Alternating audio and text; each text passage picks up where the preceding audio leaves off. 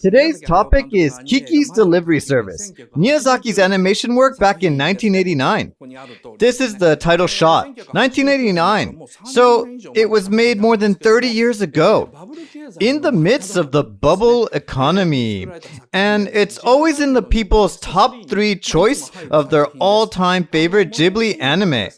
Princess Mononoke and Spirited Away, they enjoy more critical acclaims. But when it comes to people's choice, it has the simplicity back in the days, and it's about 100 minutes, maybe 103. These aspects make the film popular to many people. The film is based on a children's literature of the same, by Eiko Kadono. I brought the paperback version. Here it is, a children's literature. It was published the story was first serialized on some magazine. And the story was published as a book in 1985. So Ghibli adapted the story relatively soon after it was published. Okay, this film has so much to talk about, so I want to let you know before we begin that. It takes 2 lectures, today and next week. Today will be a beginner's version. So today I'll talk about things in a relatively easy form to understand. If you can, please enjoy while watching the broadcasted version that was on the air a few days ago. I know you recorded it. Okay, this is a fantasy taking place somewhere in Europe. A 13-year-old witch starting to go independent. However, it's not an ordinary fantasy. Miyazaki didn't make it like that. Thorough analysis on Kiki's delivery service, beginner's edition. So today, I want to focus on what distinguishes the film from ordinary fantasies. 3 extraordinary elements of Kiki's delivery service. First of all, it's a modern story. You see many opinions on this issue in sources like Wikipedia, but it's a modern story. Second, why Gigi talks and stops talking. This also draws the line from normal fantasies. Finally, subtext depicted with images only. There is a lot of this. So we are baffled when we focus on the lines spoken by the characters. Okay, so let's start from the top. According to Hayao Miyazaki, the story takes place in Europe, which has not experienced the 2 Great Wars, a parallel universe which has seen neither the First and Second World Wars. That's why we see oddly balanced technical and scientific advancements. For example, in the film, you see people watching TV, black and white TV. It seems that many people own one. So some say that the story is in the 60s. However, you see cars from the 1920s on the street and 1940s aircraft in the sky. It's more like an airship. But what people are wearing on the street, it has the 80s essence. The reason for this is quite simple. Miyazaki took a trip to Europe in 1988, a year before the film was produced, and designed the costume and cultural aspect in the film based on what he saw during the trip. So, I told you that the story takes place in the modern time, that is, 1989, to be more specific, when the film was released. And I also mentioned about the absence of the 2 Great Wars. It's because the wars entailed incredible technical advancements. So it is believed that if there was no World War I, of course, the tools used for the war would not have advanced so much, and airplanes would not have been put into practical use so much. Furthermore, it is often believed that if there was no Second World War, the development of large airplanes would have been delayed or may not have even happened. So this world has been met with slow technical advancement due to the absence of the 2 Great Wars. So the story is set in 1989, around the time when the film is released. I'll talk about this a little later, the reason why it's logical to think this way. The second one, why can Gigi the cat speak? A young witch can understand the cat, her familiar. This setting is written in the original book, and the book described the relationship as follows. A mother witch who gave birth to a girl gets a black cat born around the same time. So the black cat was born in the same year. The black cat is further described as a special one that only the girl can understand. However, when the girl falls in love, the cat leaves the girl to find a partner of its own. So, according to the background setting, Kiki's mom actually had a black cat of her own, which left her when she fell in love. This is quite a typical fantasy background setting, which was simply abandoned by Miyazaki. Miyazaki mentioned quite an unreasonable reason for this in the interview, saying, "I don't like cats that much. I don't like their faces, like they know it all." This was how Miyazaki dissed cats in a rather honest interview with Yoichi Shibuya for Rocking On magazine. Still, he does take good care of the cat in the Ghibli studio.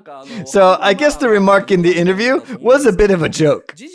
The reasons why Kiki can only understand Gigi and later loses that ability are very different from the book. Miyazaki quite intricately made the change. Well, in guidebooks and analysis, some say Kiki grew up and ceased to understand Gigi. There are just so many opinions. You have to read the subtext from the images to understand this. There are some codes only Miyazaki uses. I'll cover this in the intermediate edition next week. The third one, this last one, I'll be mainly focusing on today. Too many subtexts depicted through imagery only. There are just so many of these. I'll give you some examples. For example, the night of Kiki's departure. Under the full moon, she leaves her hometown. Kiki, flying on her broomstick, meets a witch who started training earlier. So, this is her, quite good looking. Koji Morimoto was in charge of her character design. She started the training a year earlier, so she is 1 year older. They're flying in tandem. This elder witch tells Kiki that she's good at fortune telling and asks Kiki, "Do you have any special skills?" Kiki is so impressed. This witch has a much greater magic skill than Kiki. For example, Kiki specifically needs to use reaction force to fly.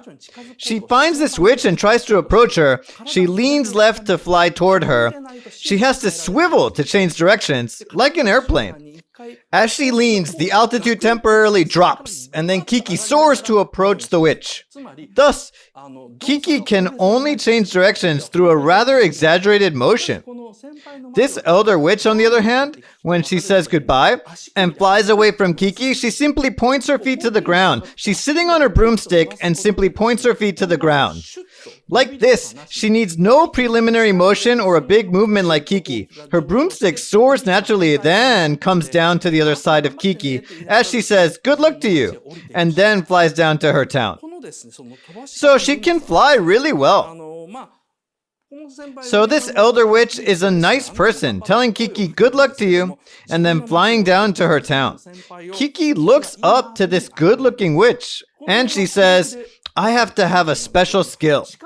This is what you can understand from the character's line, but the town where this senior witch is working, you see the image of it, and this is the subtext depicted by the image only. The senior witch gradually descends to this place, this town. This is a quite obvious hint from Miyazaki. A small town with an oddly large amount of neon lights. And this center part, you see this? Just beneath the broom part, this windmill has red neon lights. This color is not randomly designated. The windmill is clearly designated to have red neon lights in the storyboard. There is only one place in this whole wide world with a windmill glittering in red neon lights. The windmill decorated with red neon lights exists in only one place. It's Moulin Rouge in Paris. Moulin Rouge, a cabaret in Paris, it has become quite a classy location nowadays. But in the 50s and 60s, when Miyazaki was in his youth, the place was just like Kabukicho. It was like Kabukicho for the world. So the town is a red light district like Kabukicho. Well, Miyazaki made the film for kids to enjoy it as a fantasy. But to we adults who took the kids to the theater, the mill with red neon lights sends quite an obvious message. Life is not that easy. That's the message from Miyazaki. It's also written in the storyboard. For this scene with the conversation with the senior witch, he wrote, "So easy to fool a country girl like Kiki." This note on the senior witch, "So easy to fool a country girl like Kiki," it's like an instruction to the animators. This detail impacts the nuance of the lines that the elder witch speaks.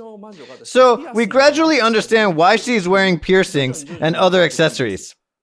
She says, "I started telling fortunes about love lately." It means her clients are prostitutes, and the prostitutes' clients in a red light district like Kabukicho. So, in this modern time, in 1989, a naive 13-year-old girl trying to make a living in the city alone faces such temptations and risk. That's what Miyazaki expressed in this scene. From the kid's point of view, they can relate to Kiki meeting this pretty senior witch who's doing okay, and get a little anxious thinking if she will be okay. But the adults are surprised to see where she's landing. We see what it takes for a girl to live in the city, so the scene is made to be interpretable both ways. Miyazaki really takes seriously the meaning of this naive 13-year-old girl leaving the countryside to live in the city and what kind of risk she might face. Now, this is Ghibli's textbook, which I refer to a lot. The most basic cited document for discussions regarding Miyazaki's works. This is something of an official document published from Ghibli itself. In page 74 of the book, quote, "This is not a fantasy about a witch from a made-up world. I'm depicting what women face in this modern society." This was Miyazaki's clearly stated resolution. Modern society, so it's not a story in Europe back in the 60s, it's now. This is what I have been talking about. The story Miyazaki was trying to tell was about a young girl coming to a big city from the countryside in Japan in 1989 during the bubble economy. She can use spells, so she can make it on her own. It's not this kind of happy story. I mean, we know that the movie has a happy ending, but there is a risk in what she's trying to do. For kids who want to see the happy fantasy stuff, such realistic details are only depicted in the image. Like this, the subtext is only explained by this image. This is what I meant by subtext only depicted by the image. So it's made to appropriately take the kids to the fantasy world. The audience is here good at fortune telling and telling fortune about love lately, but the image imparts a message less noticeable to kids. This pretty good looking senior witch, she just flies down to a nightlife spot, a red light district. She is shown descending there. I mean, it's like this senior witch is depicted to be falling very slowly. But Kiki can't see that and just looks up to her. That's what we see. And this senior witch tells Kiki, "Good luck to you." And Kiki cannot see what's behind the cheering words. Good luck to you. There is a meaning behind this casual word. It was her proud gesture, her word, "Good luck to you." Her tone is excited when she says she made it through a year, and she can almost go home. Well, life in this town was actually quite hard, and as a girl, she had to go through a lot. She won't show that. So in this scene, Kiki is like a schoolgirl meeting some lady who works in a hostess bar in Tokyo. Kiki is getting high on her Instagram photos, wanting to live like a celebrity without seeing the tough side of it. And just thinking it will be kind of cool to work in hostess bars, just fantasizing it. In Miyazaki's animated films, you see so many details and subtext explained through images and not with the characters' lines. Like the image of the Moulin Rouge I mentioned. So if you see something odd in a scene, I recommend you to always try to look into it. It's really fun to find out that the subtexts are quite meticulously made. Okay, Kiki's delivery service. I'm first telling you about 3 aspects that distinguish this from ordinary fantasies. And this was the first example of the subtext only depicted by image. So let's move on to the second example.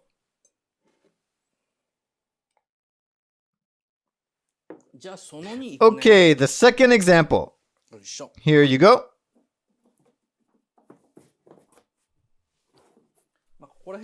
I guess these should do.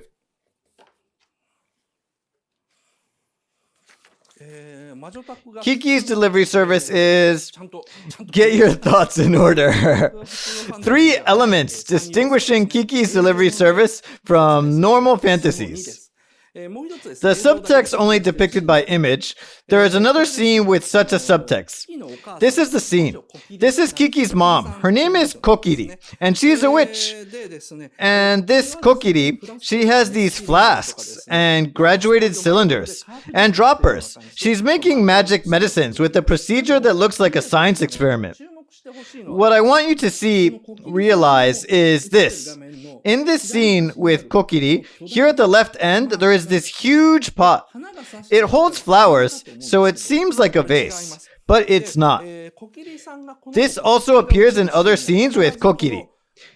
This huge pot is in every scene with Kokiri.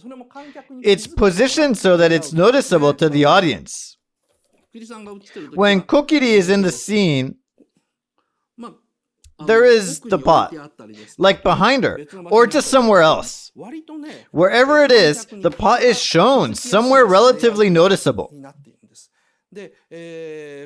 This big pot, there is a specific word for describing this. It's not mentioned in the film, but it's called cauldron. The name of the pot derives from an epic scene in Shakespeare's work. This film, I bet only a few people saw this. The title is Black Cauldron, about 30 years ago. Tokyo Disneyland had an act called Cinderella Castle Mystery Tour. I joined the tour, so I remember it. I think the event was based on this Disney animation film Black Cauldron, released in 1985. A witch in the film uses a cauldron, the big pot, for preparing an evil potion. We know this typical image of witches. Boiling a potion in a pot, we see it in a lot of movies and manga. These images all originated from Act 4 in Macbeth by Shakespeare. In Act 4 of Macbeth, 3 witches boil potions in the cauldron in a cave. It contains rotten intestines, a poisonous frog, eye of a newt, and the liver of a Jewish person. All those weird things are boiled. There is a line that says, double, double, toil and trouble. And another line says, fire burn and cauldron bubble. This is the opening scene of Act 4. So, if a witch has a pot, people should immediately relate that with the cauldron in Shakespeare's Macbeth.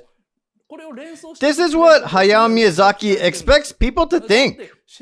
It's Shakespeare's Macbeth. It's not The Tempest or other rather minor works. It's Shakespeare's Macbeth. Everyone should have seen it. Miyazaki graduated from Gakushuin University and requires this level of knowledge from adult audiences. That's unreasonable. Even I've never seen Macbeth. I happened to join the Cinderella Castle Mystery Tour about 20 years ago. So I know what it is. Normal people won't realize this. But Miyazaki wants people to realize it. So that's why the pot repeatedly appears in the scenes with Kokiri. So this big pot is a cauldron for making witches' potions. Let's go back to this image. So the big pot is a cauldron for making witches' potions. And Kokiri, Kiki's mom, is a successor of a classic witch. But Kokiri decided to take the easy route. So for her now, the cauldron means nothing more than a dry flower container. She put in dry flowers. Like here you see, it has dry flowers in it. What happened is that Kokiri, she inherited the cauldron from her parents, but ended up using it as a container for dry flowers. And Kokiri uses the science equipment, like the flask, graduated cylinder, and dropper I mentioned, to make witch potions. So she is some slacker. Many analysis blogs and reviews on Kiki's delivery service state that Kokiri, Kiki's mom, has a peaceful life in the countryside, married a human male, and has a child. So she can be seen as a rollout model of witches, a happy upstart version. And Kiki would someday be a sweet mom like Kokiri. That's what they said. However, that's what normal people think, and not how Miyazaki sees her. Miyazaki he is more on the witch's side. I mean, he uses the magic of his anime and drawings. So he is from a lineage of artisans.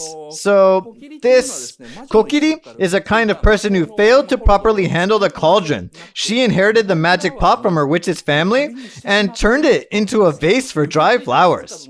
And she also forgot the spells she inherited. She mentions about a decrease in population and magic power of witches. Like she says it's a sign of the times. But she's wrong. She's supposed to boil herbs with the cauldron, but instead she simply uses chemicals. She takes the easy way, using a spirit flame, so she can only make rheumatism medicine, which might not even work. Only the old lady tells her that nothing works as well as her rheumatism. So Kokiri's thing is appreciated only by this old lady in the neighborhood. If you observe carefully as a witch, she's a dropout, and she blames it on the era. We listen to the character's line, and we simply accept that. But actually, Kokiri is an incompetent witch who makes mistakes quite often. Such a scene is not in the original book.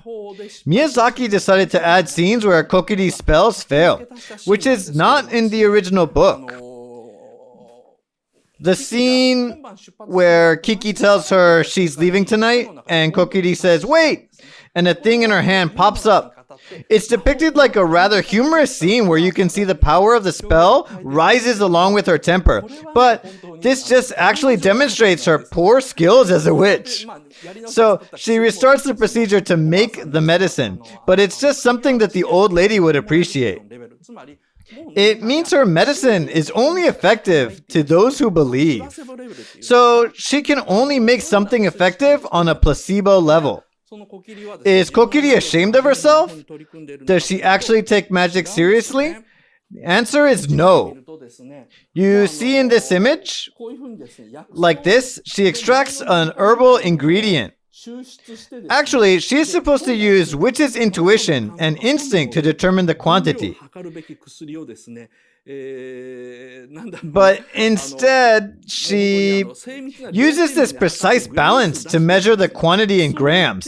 That's how she makes her medicine. And behind that, this stove hasn't been used for years. This big stove in the background has not been used in quite a while. The cauldron is supposed to be hanging from there, so she did try to use it in the past, but left it unused for decades. Kokiri says that magic power is getting weaker, like it's a sign of the times. However, the actual procedure required lizard's eyes and other stuff to be boiled 3 days straight. That was so cumbersome, so she resorted to science, the easy way, and so she is forgetting the proper way of making herbs. Why did Miyazaki have to depict her like this? This episode is not in the original book. He did not have to draw in the cauldron. It's not in the book, but he just had to because it represents what Miyazaki felt as a very serious problem. Many animators are getting good at computers for convenience sake. They simply sample live actions. Like they sample the movement from a movie of an actual animal to make realistic animated movements of the animal. They didn't spend enough time on sketch practice since they were kids, so they can't draw a four-legged animal with proper perspective. So they can't even draw simple actions properly. This situation of new animators, Miyazaki had seen it through interactions with these young animators. They're what Kiki's mom, Kokiri, represents. That's who she is. People say that it's a sign of the times. Some say it's just natural because they grew up with videos and because CGI is growing so much. Miyazaki saw a rapid loss of the animation techniques passed on from the time when he was working in toy animation, the time of Natsuzora, like it was a tradition only passed down to their heirs. And 1989 is marked as a huge transitional period. So this Kokiri, the mother, is depicted to be accepted as how should I put it, an ideal mom to those nice Ghibli fans. She's depicted as a kind and wonderful mother figure. But Miyazaki, an artisan in the lineage of witches or wizards, can clearly see the flaws of Mother Kokiri. As an artisan, she is extremely incompetent. Miyazaki sees her that way. Kiki's dad, Okino, tells his daughter when she is leaving. You can always come home if things don't work out.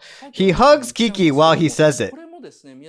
There is a book called Roman Album for Kiki's Delivery Service. In this book, Miyazaki mentions this line, saying, "What kind of father is he? He just denounces this father like that." I mean, we see this father saying kindly, "You can always come home if things don't work out." And there is this mother who doesn't go tough on her. And she says something like, "I can only make medicine and fly. And my daughter Kiki ended up being only capable of flying." This easygoing attitude does show her as a kind mother figure.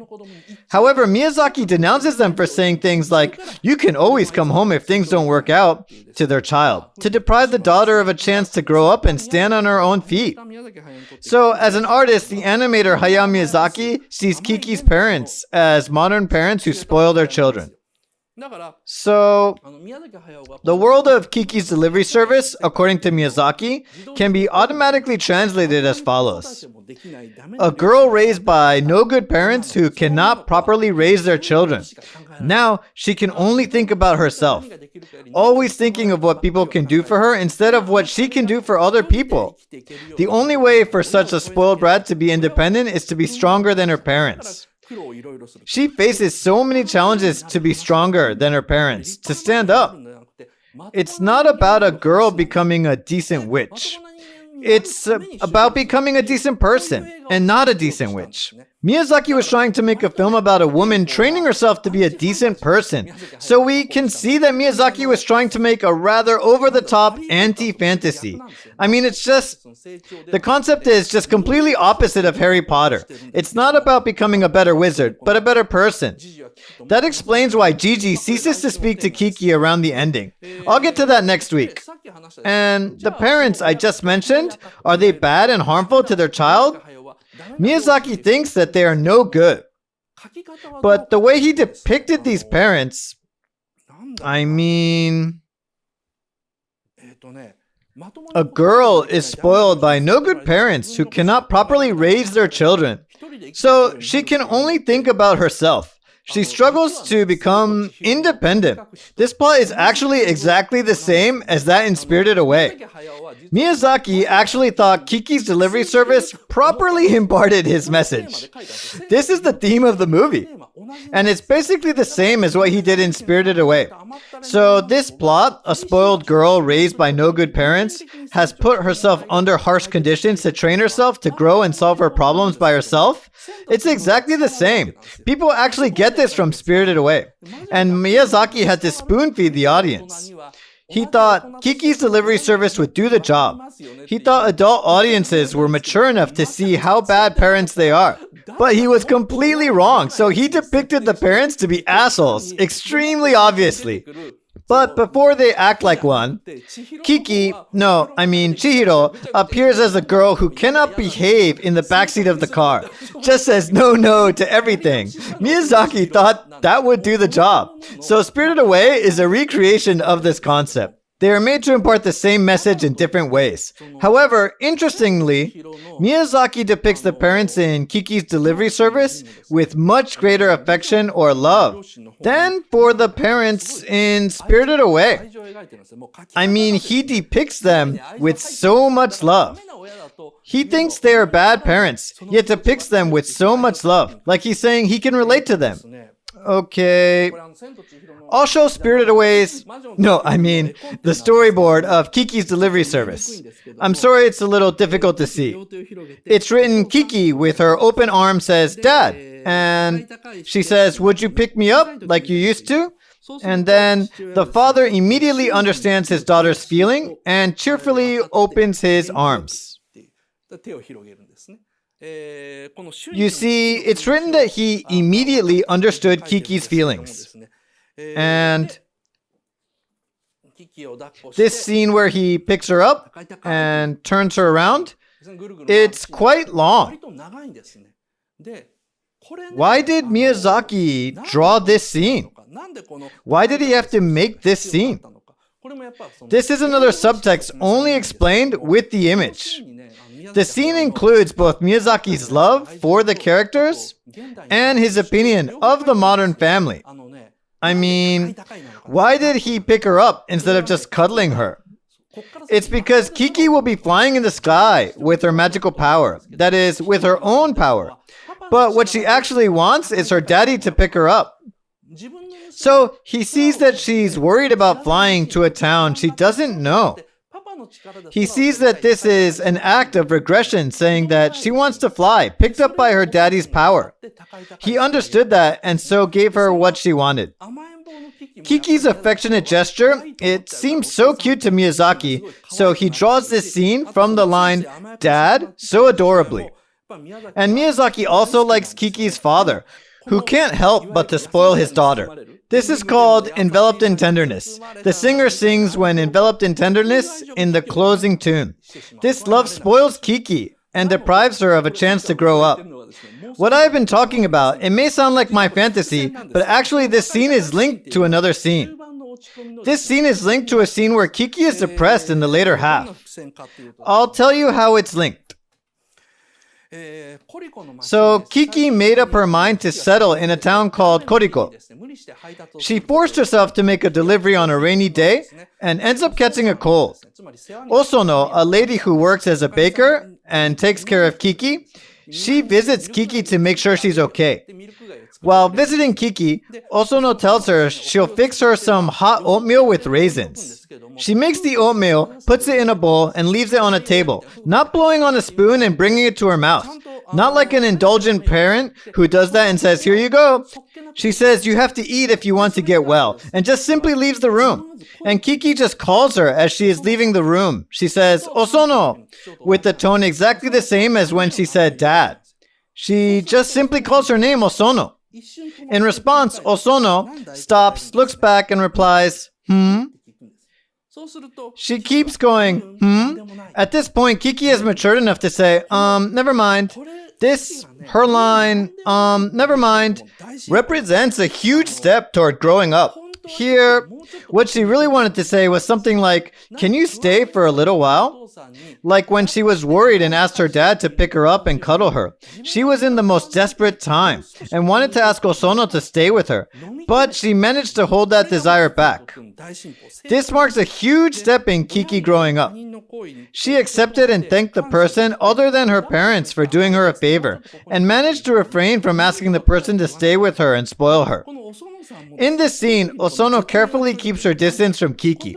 I mean, when Kiki says Osono, she takes one step back. She takes a step back from the door as a gesture indicating she can stay. But Osono stops at that position. And she replies, "Hmm?" What she is doing is pretending to be unaware of Kiki's feelings. Kiki is trying to hold back in asking Osono to stay for a little while. This acting features an amazing sense of timing. So the father understood the feeling of Kiki when she said "Dad" and gave her what she wanted. Osono also understood the feelings of Kiki when she said Osono, but decided to pretend that she didn't, just to let her be. These two scenes, these scenes with the father and Osono, they are created to be complementary to each other. In an anime these days, Osono would say, "I know you want me to spoil you, and it's okay." She would say this kind of thing. After hearing that, Kiki will dive into Osono's arms crying.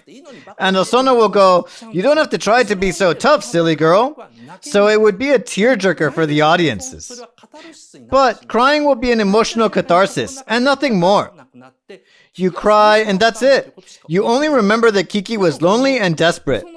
But she says, "Osono," and then she says, "Never mind." This conversation keeps audiences from crying for emotional catharsis. I mean, Miyazaki wanted to depict her growing up and was not interested in tear-jerking. He did not want Kiki to make audiences cry. He wanted her to grow up. So why did she have to leave her parents and live by herself? The way Miyazaki saw it, Kiki's dad should have refused Kiki asking him to spoil her for one last time, saying, "You're living by yourself. You're not a kid anymore." He should have laughed away her request, "Dad, would you pick me up?" by saying, "Come on, you're not a kid anymore," and acting thick-skinned. But he can't. It's his daughter. He loves his daughter too much. Actually, Miyazaki does want to depict such a daddy who is crazy about his daughter. But Osono understands the feelings of Kiki, who is at the verge of giving in. But she pretends she doesn't, just to let Kiki be. It's because they're not related. She can be more objective. Kiki is not her child, so she doesn't go so far as to spoil her. Her emotional brake is fully working to take appropriate distance.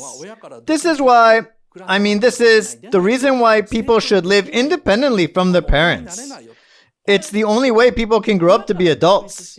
The fundamental theme of this Kiki's delivery service is about becoming independent from parents. There is nothing fantasy about it at all.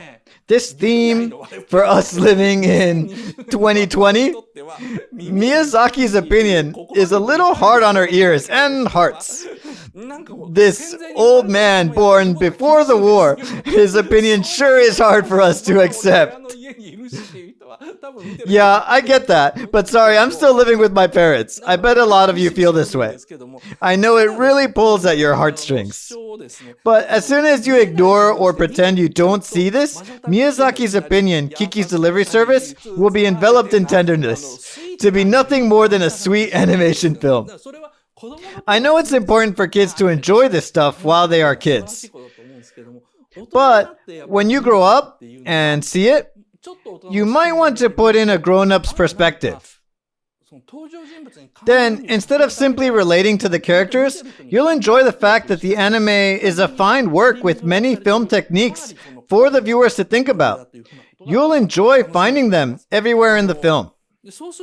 If you do that, for example, like when Kiki catches a cold, and when she is at the hilltop feeling desperate after arriving at Koriko and before she starts living in the bakery, Kiki sees the town as a place where she can only feel unfriendliness, hatred, and rejection from the people.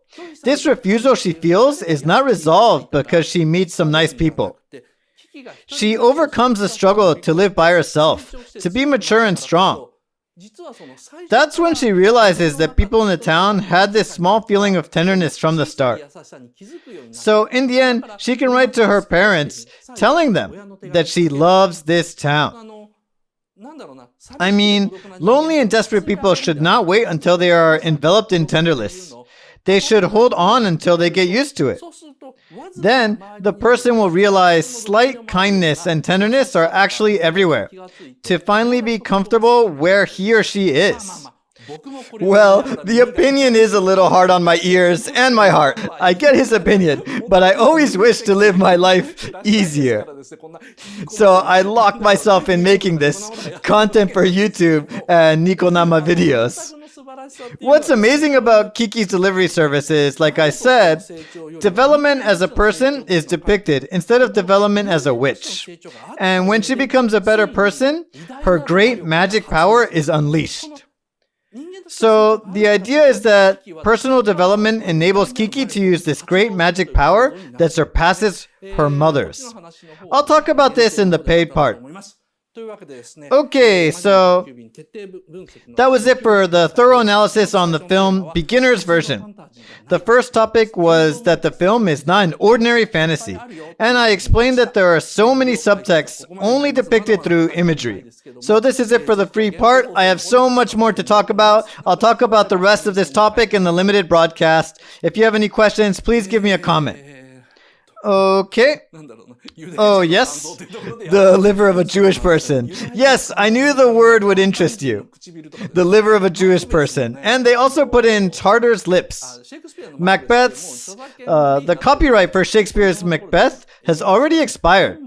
So you have many chances to read it. Act 4. You can just read Act 4. There will be the witches, and it's kind of cool. And you learn a lot. Okay, please fill in the questionnaire. So that was one quick 40 minutes. I mean, it's almost 45 minutes. In the limited part, I will talk about what's great aspects of this film, as I just mentioned. The scene where great magical power is unleashed following her development as a person. I want to talk about its structure and how Kiki's power is depicted. Okay, please show me the result. Thank you very much. Oh, premium members, impressive. This Kiki's delivery service, so many people see this as just a sweet anime story. I blame Yumi Matsutoya's song. It's too powerful.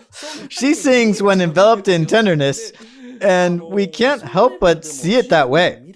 The film is so great that it's still worth watching, even if you see it that way. Miyazaki actually worked hard to depict the theme on a much deeper level, but the people didn't get it. So he had to make Spirited Away. That's what happened.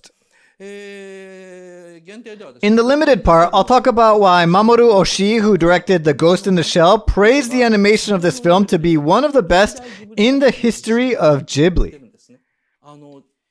He claims that compared with Ghibli's later works, the quality of the animation, including the background, it's almost second to none. That's what Oshii said. What made him think that way? I'll thoroughly analyze about a minute from the start. Only 1 minute due to time limitation. Each cut is amazing, so I'll analyze one cut at a time in the limited part, and I'll explain the magic of it, what Oshii praised so much. And another topic is a hidden theme of Kiki's delivery service. The theme I mentioned was meant to be obvious. When geniuses change the world with their gift.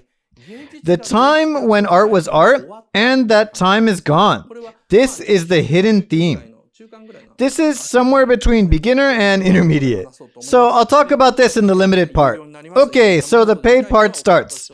If you want to see this live, please subscribe to my Nikonama channel or join the YouTube membership. Then you can watch the last 10 broadcasted episodes in the archive. A premium member of each service can access all the episodes in the last 3 years and more. In today's premium part, I'm planning to talk a little about the topic of war and wartime. For those who want to see the past episodes rather than the live show, I recommend Toshio Okada Archives. All the episodes and keyword searches are available. You can also read all the books I publish. There is so much you can enjoy. Next week, we'll continue Kiki's delivery service. The lecture will enter the intermediate version. The issue with Kiki's ribbon might be invisible to other people. Miyazaki refrained from showing this main character's underwear as much as possible. But why is Kiki's delivery service an exception? He shows it so much in this film. And the biggest mystery in the film, why did Kiki suddenly become unable to understand Gigi? Why did Kiki, who no longer understands Gigi, smile at Gigi at the end of the film? Next week, I'll be revealing this mystery. Okay, we'll switch to the paid part. Now, please switch. Thank you for watching until the end. I am the most famous Otaku King in Japan, Otaking Toshio Okada. I started planning to talk overseas about animations and movies popular in Japan in English. Before long, I'm planning to add English subtitles to movie talking in Japanese, so please look forward to it. If you ask a question in this comment field of this video, maybe I will talk about comments as a theme. We welcome the people who are interested in the forefront of Japanese otaku culture, and those who want to hear stories of interesting animations and movies. So please subscribe our channel.